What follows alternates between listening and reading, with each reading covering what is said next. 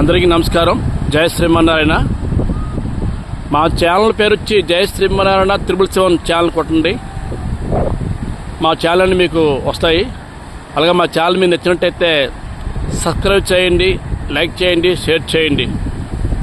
ఇది రుషికొండ బీచ్ అండి. ఇది బోటింగ్ షికార్ అండి. మనిషికి 100 రూపాయలండి.